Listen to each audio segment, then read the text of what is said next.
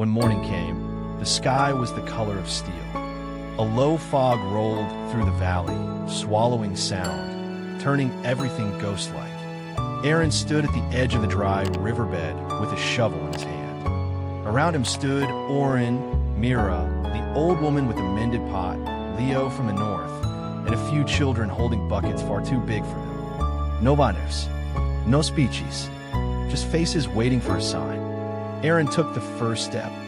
The ground cracked under his feet, dry, sharp, stubborn. He dug once, twice. Then Arin joined him. Then another. Soon, the rhythm of shovels hitting earth filled the valley, like a heartbeat returning after too long a silence. Hours passed.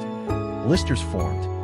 Becks bent. They found nothing but dust and heat. Someone muttered, "There's nothing here." Another said, "Maybe the whisper was just in his head." Doubt spread fast. People began to drift away. But then came the sound, faint, trembling, real. A hollow echo, like water moving beneath a locked door. Namera dropped to her knees, pressing her ear to the ground. "It's there," she whispered. "It's alive." The work began again, faster this time, desperate. They dug until the sun sank and torches replaced daylight. And then, suddenly, the earth moaned. A deep rumble rolled beneath them. The ground shuddered. Someone screamed, "Stop! It's collapsing!" Before Arin could move, the ground beneath his feet caved in. Dust exploded upward. The world spun. And then silence. Arin was gone. Namera shouted his name until her voice broke.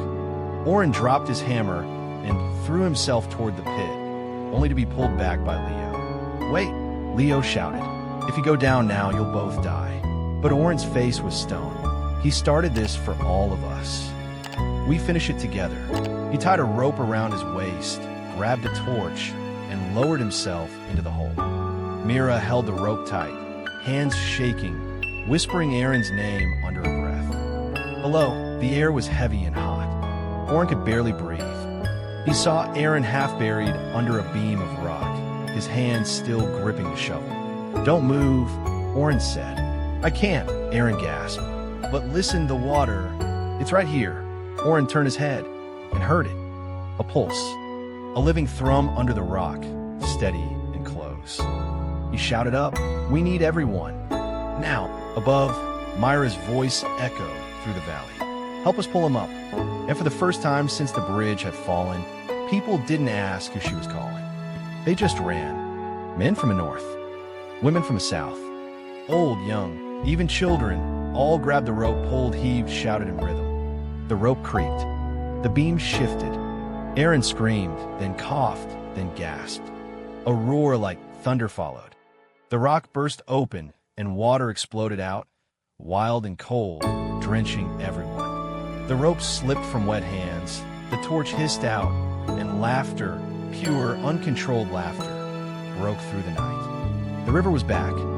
Arin lay on the ground, coughing, soaked, half-conscious, his hands still holding that broken shovel. Arin kneeled beside him, water dripping from his beard. "You were right," he said, laughing through his tears.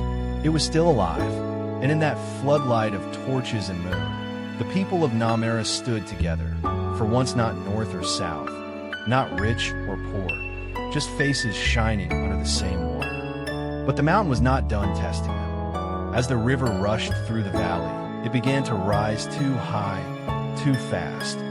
The current hit the fallen bridge's ruins, turning wild. Someone shouted, "If it breaks through, it'll drown the lower houses." In a heartbeat, unity was tested again. Some turned to run. Others froze. Then Arin, half standing, shouted, "We built this together. We protect it together." That voice, raw, cracked, but fearless, held the crowd still. Then Arin took charge. "Namera, gather the ropes. Leo, bring the wood from the forge. Everyone else, block the channel." They moved like a single body. Hands that had once thrown stones now carried sandbags. Voices that once cursed now call each other brother, sister, friend. Through the night, they fought the rising flood. The river screamed. The mountain roared. But the valley held. By dawn, the water had calmed. The bridge was still broken, but now there were planks laid across it. Rough, uneven, but enough for one person to walk over. And when the first morning light touched the wet stones, it looked as if the whole valley was breathing again. Arin stood there, watching the sunlight hit the water, and whispered, "It was never about the river, was it? It was about us."